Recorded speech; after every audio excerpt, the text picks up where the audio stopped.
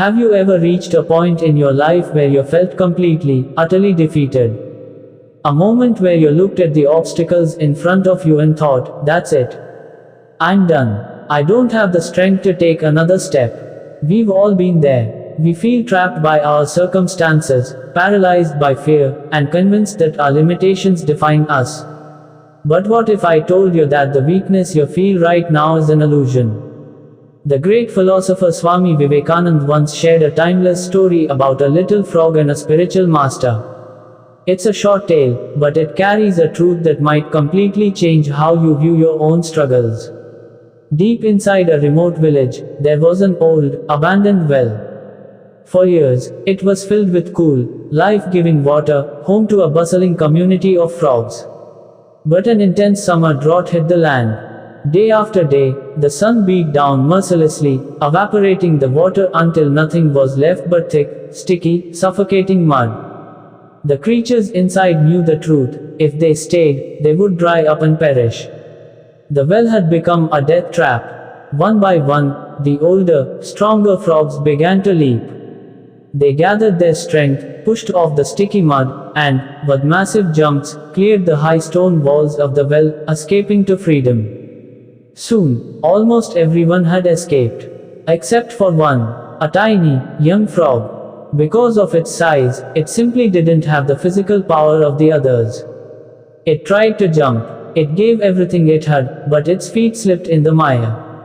With every failed attempt, it lost its footing and slid deeper into the suffocating mud. Up at the rim, its family, friends, and neighbors looked down anxiously, shouting words of encouragement. Keep going. Try harder. Just one big leap.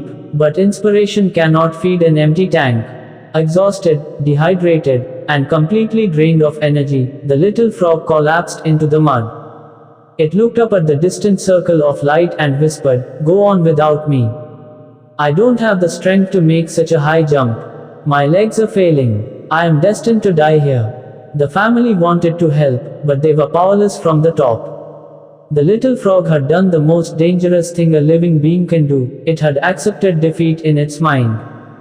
Just when all hope seemed lost, a wise old master frog happened to pass by the well. He peered down and instantly understood the entire scene. He looked at the frantic family, and then down at the hopeless, dying little frog. The master knew that standard motivation would fail. Saying, "You can do it," or "positive thinking will save you," is useless to someone who believes they are empty. When someone has completely given up, you cannot reason with their exhaustion.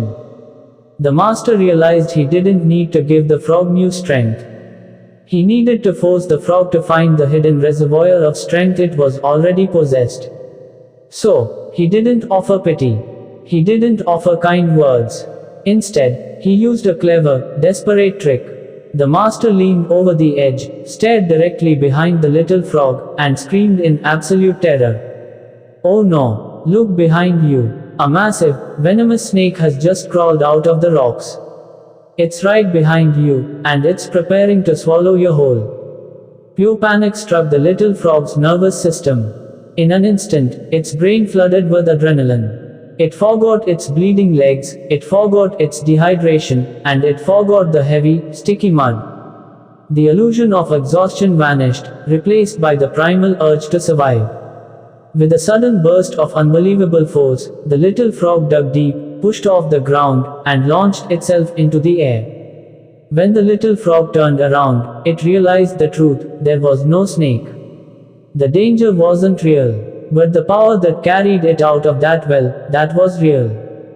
This is exactly what a true guru, a great mentor, or life's harshest challengers do for us.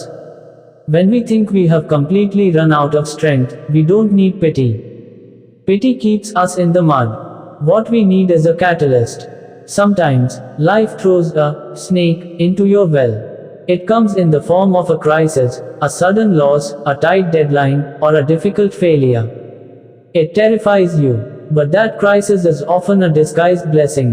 It is there to shock you out of your comfort zone and force you to realize that your limitations were just a story you told yourself.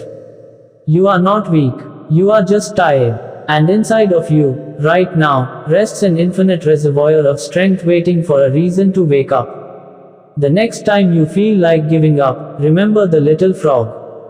Don't wait for a snake to chase you. Trust the power within you, take the leap, and realize how high you can truly fly.